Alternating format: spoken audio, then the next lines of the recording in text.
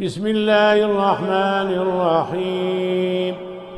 يا أيها المزمل قم الليل إلا قليلا نصفه أو انقص منه قليلا أو زد عليه ورتل القرآن ترتيلا إنا سنلقي عليك قولا ثقيلا إن ناشئة الليل هي أشد وطئا وأقوم قيلا إن لك بالنهار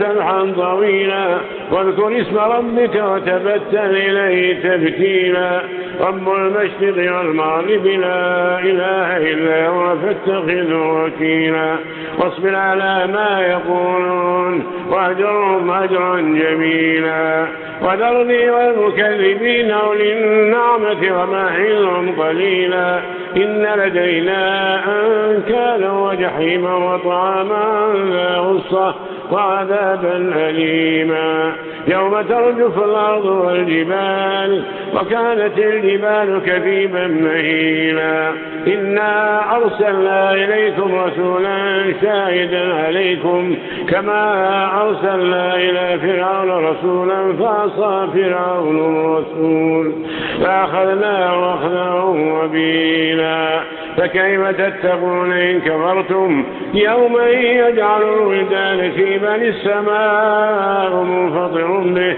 كان وعده مفعولا إن هذه تذكرة فمن شاء اتخذ إلى ربه سبيلا إن ربك يعلم أنك تقوم أدنى من ثلثي الليل ونصفه وثلثه وطائفة من الليل معك والله يقدر الليل والنهار علم أن لن تحصوا فتاب عليكم فاقرأوا ما تيسر من القرآن علم أن سيكون منكم مرضى وآخرون يضربون في الأرض يبتغون من فضل الله وآخرون يقاتلون في سبيل الله فاقرأوا ما تيسر منه وأقيموا الصلاة وآتوا الزكاة وأقرضوا الله قرضا حسنا وما تقدموا لأنفسكم من خير تجدوه عند الله هو خيرا وأعظم أجرا واستغفروا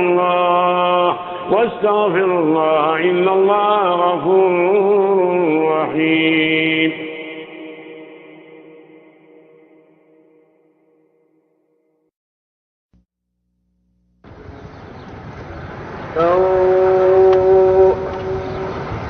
الله أكبر. الحمد لله رب العالمين الرحمن الرحيم مالك يوم الدين إياك نعبد وإياك نستعين اهدنا الصراط المستقيم صراط الذين أنعمت عليهم غير المغضوب عليهم ولا الضالين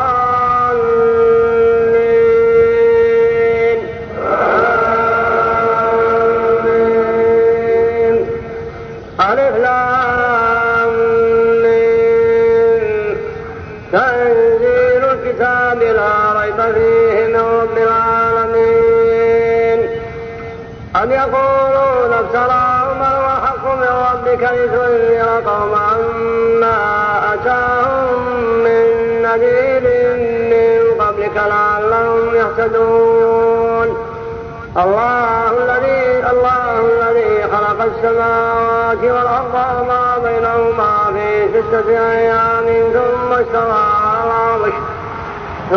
استوى على العرش ما لكم من دونه من ولي ولا شفيع أفلا تتذكرون يدبر الأمر من السماء إلى الأرض ثم يعرج إليه في يوم كان مقداره 1000 سنة مما تعدون ذلك عالم الغيب والشهادة العزيز الرحيم الذي أحسن كل شيء خلقه وبدأ خلق الإنسان من طين ثم جعل نسله من سلالة من ماء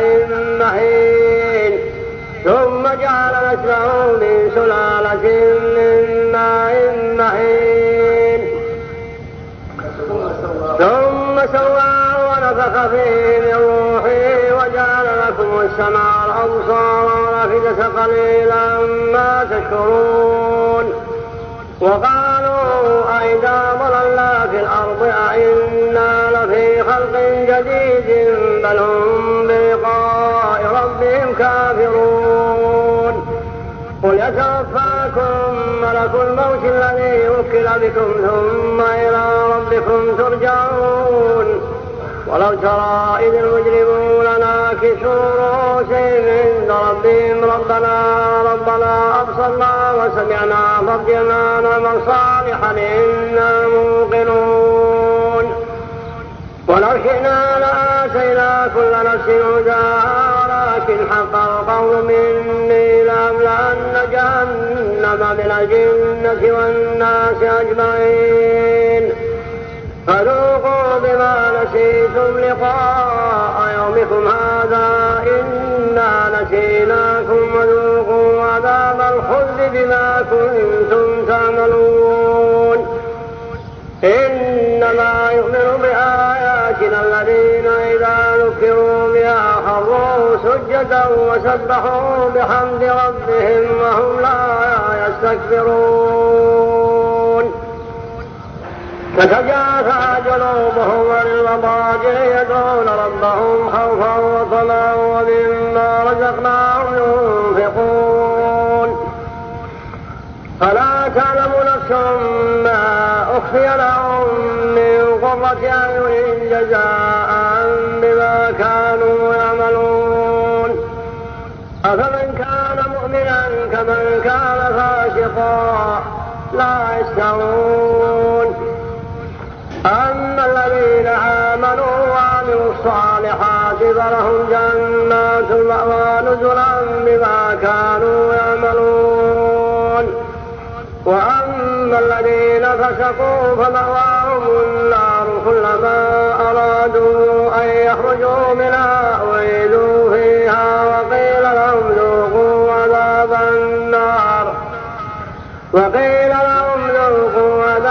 النار الذي كنتم به تكذبون. ولنذيقنهم من العذاب الأدنى دون العذاب الأكبر لعلهم يرجعون. ومن أظلم ممن ذكر بآيات ربه ثم أعرض عنها إنا من المجرمين منتقمون. ولقد آتينا موسى الكتاب فلا تك في مرية من لقائه وجعلناه هدى لبني إسرائيل. وجعلنا منهم أئمة يهدون بأمرنا لما صبروا وكانوا بآياتنا يوقنون. إن ربك هو يفصل بينهم يوم القيامة فيما كانوا فيه يختلفون. أولم يهد لهم كما أهلكنا من قبلهم من القرون يمشون في مساكنهم إن في ذلك لآيات أفلا يسمعون. أولم يروا أنا نسوق الماء إلى الأرض الجرز فنخرج به زرعا تأكل منه أنعامهم وأنفسهم فلا يبصرون. ويقولون متى هذا الوعد الفتح إن كنتم صادقين. ويوم الفتح لا ينفع الذين كفروا إيمانهم ولا هم ينظرون. فأعرض عنهم وانتظر إنهم منتظرون. الله الحمد لله رب العالمين الرحمن الرحيم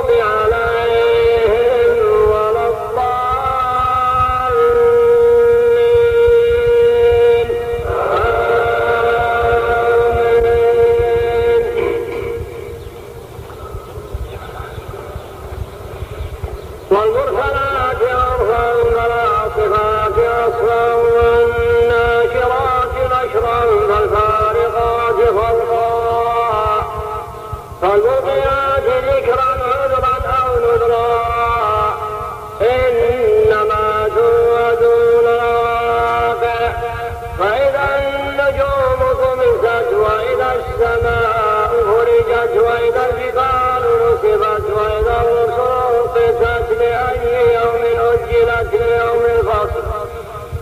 ليوم الفصل وما أدراك ما يوم الفصل ويل يومئذ للمكذبين ألم نهلك الأولين ثم نتبعهم الآخرين كذلك نفعل بالمجرمين ويل يومئذ للمكذبين ألم نخلقكم من ماء مهين فجعلناه في قرار مكين إلى قدر معلوم فقدرنا فنعم القادرون ويل يومئذ للمكذبين ألم نجعل الأرض كفاتا أحياء وأمواتا وجعلنا فيها رواسي شامخات وأسقيناكم ماء فراتا ويل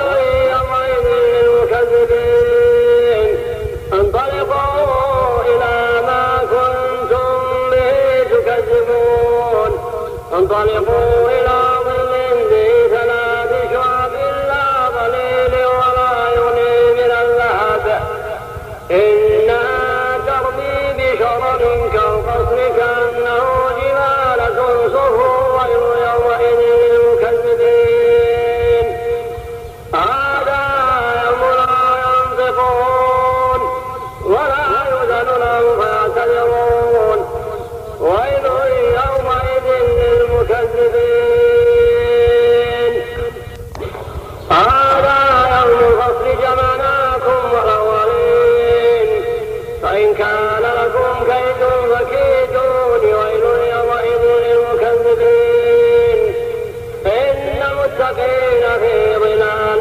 وعيون وفواكه مما يشتهون كلوا واشربوا هنيئا بما كنتم تعملون إنا كذلك نجزي المحسنين ويل يومئذ للمكذبين كلوا وتمتعوا قليلا إنكم مجرمون ويل يومئذ للمكذبين وإذا قيل لهم اركعوا لا يركعون ويل يومئذ للمكذبين فبأي حديث بعده يؤمنون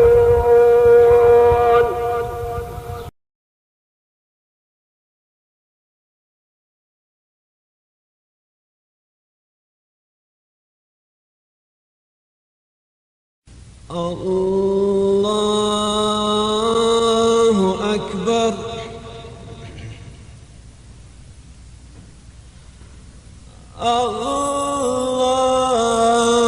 الله أكبر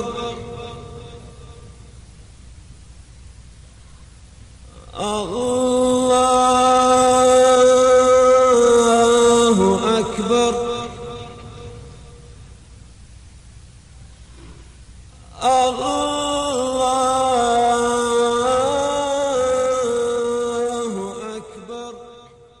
الله أكبر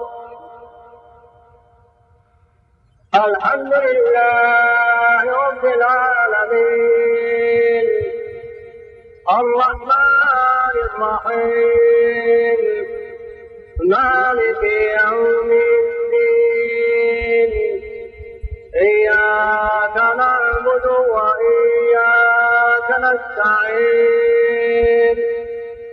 اهدنا الصراط المستقيم صراط الذين أنعمت عليهم غير المغضوب عليهم ولا الضالين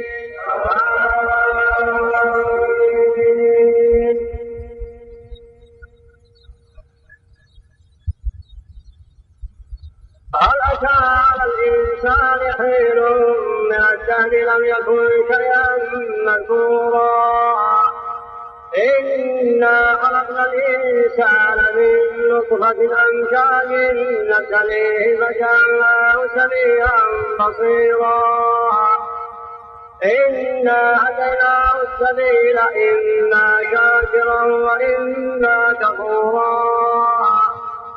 إنا أعتدنا للكافرين سلاسل وأغلالا وسعيرا إن الأبرار يشربون من كأس كان مزاجها كافورا عينا يشرب بها عباد الله يفجرونها تفجيرا يوفون بالنذر ويخافون يوما كان شره مستطيرا ويطعمون الطعام على حبه مسكينا ويتيما وأسيرا إنما نطعمكم لوجه الله لا نريد منكم جزاء ولا شكورا إنما نطعمكم لوجه الله لا نريد منكم جزاء ولا شكورا إنا نخاف من ربنا يوما عبوسا قمطريرا فوقاهم الله شر ذلك اليوم ولقاهم نضرة وسرورا وجزاهم بما صبروا جنة وحريرا متكئين فيها على الأرائك لا يرون فيها شمسا ولا زمهريرا ودانية عليهم ظلالها وذللت قطوفها تذليلا ويطاف عليهم بآنية من فضة وأكواب كانت قوارير من فضة قدروها تقديرا ويسقون فيها كأسا كان مزاجها زنجبيلا عينا فيها تسمى سلسبيلا ويطوف عليهم ولدان مخلدون إذا رأيتهم حسبتهم لؤلؤا منثورا وإذا رأيت ثم رأيت نعيما وملكا كبيرا عاليهم ثياب سندس خضر واستبرق وحلوا أساور من فضة وسقاهم ربهم شرابا طهورا إن هذا كان لكم جزاء وكان سعيكم مشكورا إنا نحن نزلنا عليك القرآن تنزيلا فاصبر لحكم ربك ولا تطع منهم آثما أو كفورا واذكر اسم ربك بكرة وأصيلا ومن الليل فاسجد وسبحه ليلا طويلا إن هؤلاء يحبون العاجلة ويذرون وراءهم يوما ثقيلا نحن خلقناهم وشددنا أسرهم وإذا شئنا بدلنا أمثالهم تبديلا إن هذه تذكرة فمن شاء اتخذ إلى ربه سبيلا وما تشاءون إلا أن يشاء الله إنه كان عليما حكيما يدخل من يشاء في رحمته والظالمين أعد لهم عذابا أليما. أعوذ بالله السميع العليم من الشيطان الرجيم. بسم الله الرحمن الرحيم. ألف لام را تلك آيات الكتاب المبين إنا أنزلناه قرآنا عربيا لعلكم تعقلون. نحن نقص عليك أحسن القصص بما أوحينا إليك هذا القرآن وإن كنت من قبله لمن الغافلين. إذ قال يوسف لأبيه يا أبت إني رأيت 11 كوكبا والشمس والقمر رأيتهم لي ساجدين. قال يا بني لا تقصص رؤياك على إخوتك فيكيدوا لك كيدا إن الشيطان للإنسان عدو مبين. وكذلك يجتبيك ربك ويعلمك من تأويل الأحاديث ويتم نعمته عليك وعلى آل يعقوب كما أتم على أبويك من قبل إبراهيم وإسحاق إن ربك عليم حكيم. لقد كان في يوسف وإخوته آيات للسائلين إذ قالوا ليوسف وأخوه أحب إلى أبينا منا ونحن عصبة إن أبانا لفي ضلال مبين. اقتلوا يوسف أو اطرحوه أرضا يخل لكم وجه أبيكم وتكونوا من بعده قوما صالحين. قال قائل منهم لا تقتلوا يوسف وألقوه في غيابة الجب يلتقطه بعض السيارة إن كنتم فاعلين. قالوا يا أبانا ما لك لا تمنى على يوسف وإنا له لناصحون أرسله معنا غدا يرتع ويلعب وإنا له لحافظون. قال إني ليحزنني أن تذهبوا بي وأخاف أن يكون الذئب وأنتم عنه غافلون. قالوا لينك له الذئب ونحن عصبة إنا إذا لخاسرون. فلما ذهبوا به وأجمعوا أن يجعلوه في غيابة الجب وأوحينا إليه لتنبئنهم بأمرهم هذا وهم لا يشعرون. وجاءوا أباهم عشاء يبكون قالوا يا أبانا إنا ذهبنا نستبق وتركنا يوسف عند متاعنا فأكله الذئب وما أنت بمؤمن لنا ولكنا صادقين. وجاءوا على قميصه بدم كذب قال بل سولت لكم أنفسكم أمرا فصبر جميل والله المستعان على ما تصفون. وجاءت سيارة وأرسلوا والده فأدلى دلوه قال يا بشرى هذا غلام وأسروا بضاعة والله عليم بما يعملون. وشروه بثمن بخس دراهم مدودة وكانوا فيه من الزاهدين. وقال الذي اشتراه من مصر لامرأته أكرمي مثواه وعسى أن ينفعنا أو نتخذه ولدا وكذلك مكنا ليوسف في الأرض ولنعلمه من تأويل الأحاديث والله غالب على أمره ولكن أكثر الناس لا يعلمون. ولما بلغ أشده آتيناه حكما وعلما وكذلك نجزي المحسنين. وراودته التي هو في بيتها عن نفسه وغلقت الأبواب وقالت هيت لك قال معاذ الله إنه ربي أحسن مثواي إنه لا يفلح الظالمون. ولقد همت به وهم بها لولا رأى برهان ربه كذلك لنصرف عنه السوء والفحشاء إنه من عبادنا المخلصين.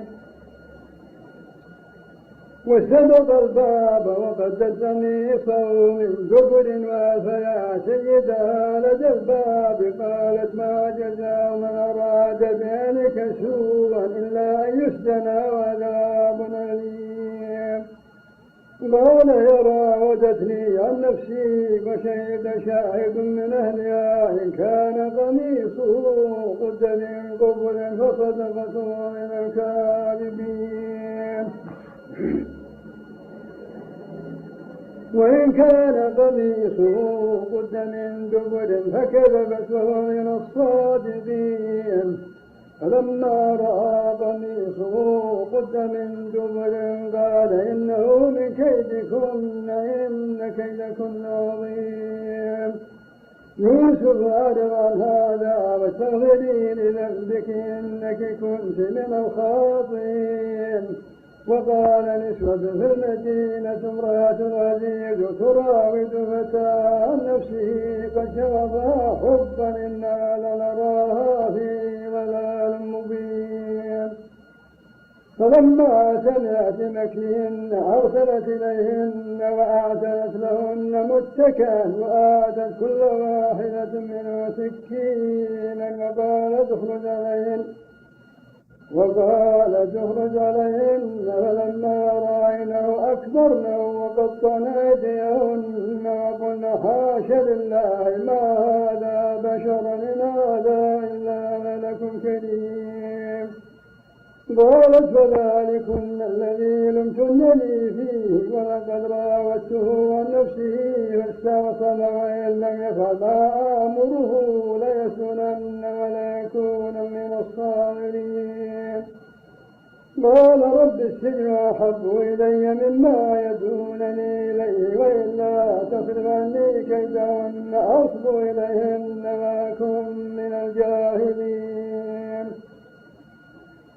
فاستجاب له ربه فصرف عنه كيدهن إنه هو السميع العليم ثم بدا لهم من بعد ما رأوا الآيات ليسجننه حتى حين ودخل مع السجن فتيان قال أحدهما إني يراني أعصر خمرا وقال الآخر إني يراني أحمل فوق رأسي خبزا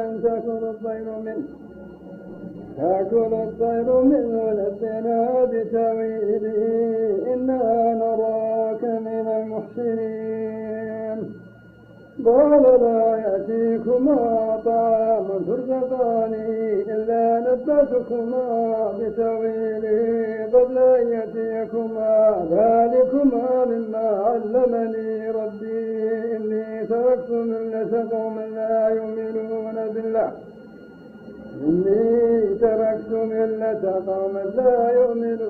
بالله وهم بالآخرة هم كافرون واتبعت ملة آبائي إبراهيم وإسحاق ويعقوب ما كان لنا أن نشرك بالله من شيء ذلك من فضل الله علينا وعلى الناس ولكن أكثر الناس لا يشكرون يا صاحبي السجن أرباب متفرقون خير أم الله الواحد القهار ما تعبدون من دونه إلا أسماء سميتموها وأنتم وآباؤكم ما أنزل الله بها من سلطان إن الحكم إلا لله أمر ألا تعبدوا إلا إياه ذلك الدين قيم ولكن أكثر الناس لا يعلمون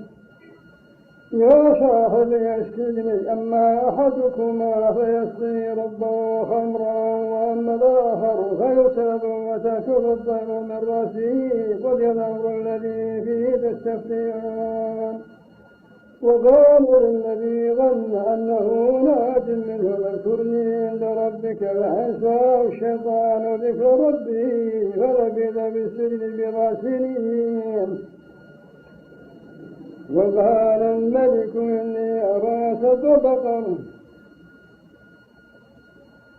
وقال الملك إني أرى سبع بقرات سمان يأكلهن 7 عجاف و7 سنبلات خضر وأخر يابسات يا أيها الملأ أفتوني في رؤياي إن كنتم للرؤيا تعبرون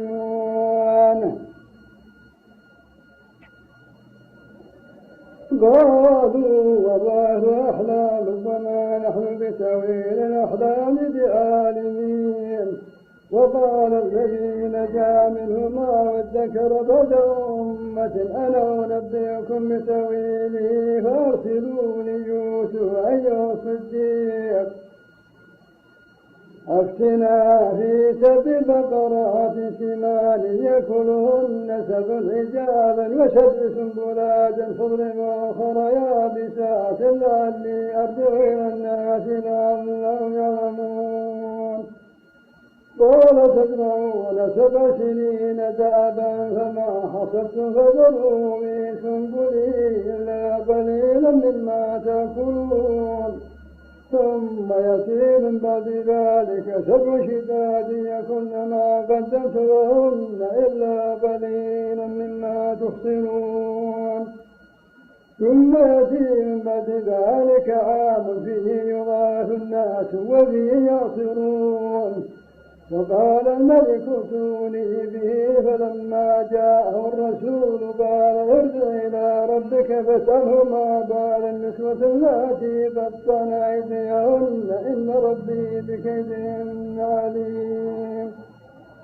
قال ما خطبكن إذ راوتن يوسف عن نفسه قلنا حاشا لله ما علمنا عليه من سوء. قالت امرأة العزيز الآن حق الحق أنا راودته عن نفسه وإنه لمن الصادقين. ذلك ليعلم أني لم أخذه بالغيب وأن الله لا يهدي كيد الخائنين. وما أبرئ نفسي إن النفس لأمارة بالسوء إلا ما رحم ربي إن ربي غفور رحيم. وقال الملك ائتوني به أستخلص لنفسي فلما كلمه قال إنك اليوم لدينا مكين أمين. قال اجعلني على خزائن الأرض إني حفيظ عليم. وكذلك مكنا ليوسف بالأرض ولنعلمه يتبوأ منها حيث يشاء نصيب برحمتنا من نشاء ولا نضيع أجر المحسنين. والأجر الآخرة خير للذين آمنوا وكانوا يتقون.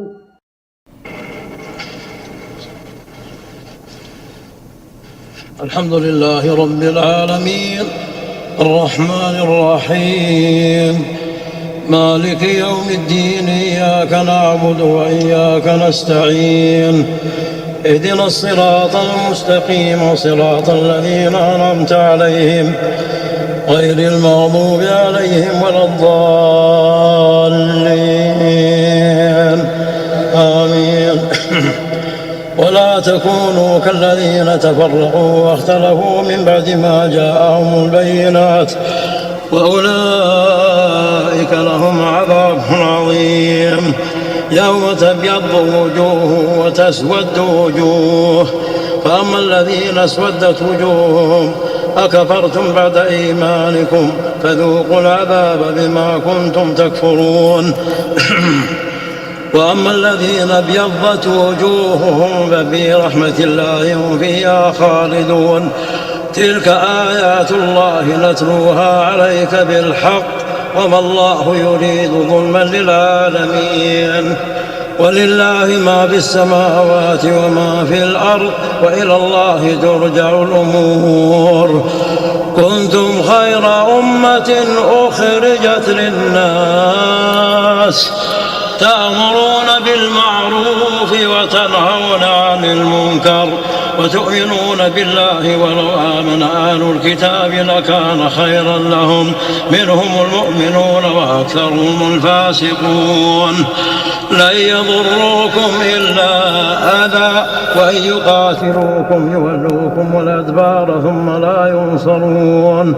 ضربت عليهم الذلة أينما ثقفوا إلا بحبل من الله وحبل من الناس وباءوا بغضب من الله وضربت عليهم الذل وضربت عليهم المسكنة ذلك بأنهم كانوا يكفرون بآيات الله ويقتلون الأنبياء بغير حق ذلك بما عصوا وكانوا يعتدون ليسوا سواء من أهل الكتاب أمة قائمة يتلون آيات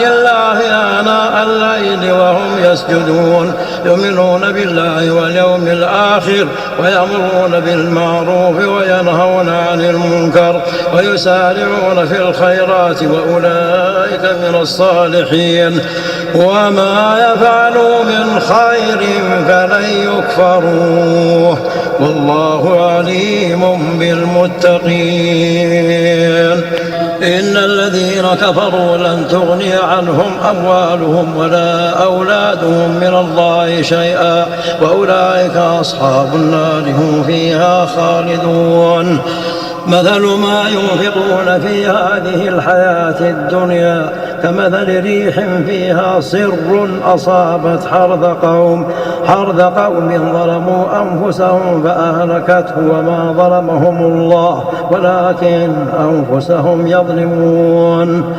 يا أيها الذين آمنوا لا تتخذوا بطانة من دونكم لا يألونكم خباثا ودوا ما عنتم قد بدت البغضاء من أفواههم وما تخفي صدورهم أكبر قد بينا لكم الآيات إن كنتم تعقلون ها أنتم أولئك تحبونهم ولا يحبونكم وتؤمنون بالكتاب كله وإذا لقوكم قالوا آمنا وإذا خلوا عضوا عليكم الأنامل من الغيظ قل موتوا بغيظكم إن الله عليم بذات الصدور إن تمسسكم حسنة تسؤهم وإن تصبكم سيئة يفرحوا بها وإن تصبروا وتتقوا لا يضركم كيدهم شيئا إن الله بما يعملون محيط وإذ غدوت من أهلك تبوئ المؤمنين مقاعد للقتال والله سميع عليم إذ هم الطائفتان منكم أن تفشلا والله وليهما وعلى الله فليتوكل المؤمنون ولقد نصركم الله ببدر وأنتم أذلة فاتقوا الله لعلكم تشكرون إذ تقول للمؤمنين ألن يكفيكم أن يمدكم ربكم ب3,000 من الملائكة منزلين بلى إن تصبروا وتتقوا ويأتوكم من فورهم هذا يمددكم ربكم ب5,000 من الملائكة مسومين وما جعله الله إلا بشرى لكم ولتطمئن قلوبكم به وما النصر إلا من عند الله العزيز الحكيم ليقطع طرفا من الذين كفروا أو يكبتهم فينقلبوا خائبين ليس لك من الأمر شيء أو يتوب عليهم أو يعذبهم فإنهم ظالمون ولله ما في السماوات وما في الأرض يغفر لمن يشاء ويعذب من يشاء والله غفور رحيم يا أيها الذين آمنوا لا تأكلوا الربا أضعافا مضاعفة واتقوا الله لعلكم تفلحون واتقوا النار التي أعدت للكافرين وأطيعوا الله والرسول لعلكم ترحمون وسارعوا إلى مغفرة من ربكم وجنة عرضها السماوات والأرض أعدت للمتقين الذين ينفقون في السراء والضراء والكاظمين الغيظ والعافين عن الناس والله يحب المحسنين.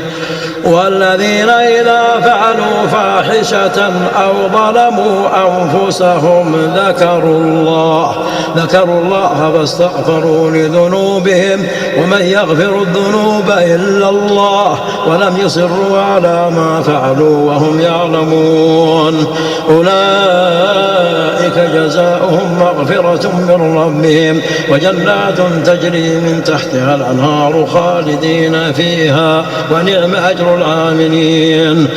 قد خلت من قبلكم سنن فسيروا في الأرض فانظروا كيف كان عاقبة المكذبين. هذا بيان للناس وهدى وموعظة للمتقين. ولا تهنوا ولا تحزنوا وأنتم الأعلون إن كنتم مؤمنين. إن يمسسكم قرح فقد مس القوم قرح مثله وتلك الأيام نداولها بين الناس وليعلم الله الذين آمنوا ويتخذ منكم شهداء والله لا يحب الظالمين. وليمحص الله الذين آمنوا ويمحق الكافرين. أم حسبتم أن تدخلوا الجنة ولما يعلم الله الذين جاهدوا منكم ويعلم الصابرين. ولقد كنتم تمنون الموت من قبل أن تلقوه فقد رأيتموه وأنتم تنظرون. وما محمد إلا رسول قد خلت من قبله الرسل أفإن مات أو قتل انقلبتم على أعقابكم ومن ينقلب على عقبيه فلن يضر الله شيئا وسيجزي الله الشاكرين. وما كان لنفس أن تموت إلا بإذن الله كتابا مؤجلا ومن يرد ثواب الدنيا نؤته منها ومن يرد ثواب الآخرة نؤته منها وسنجزي الشاكرين.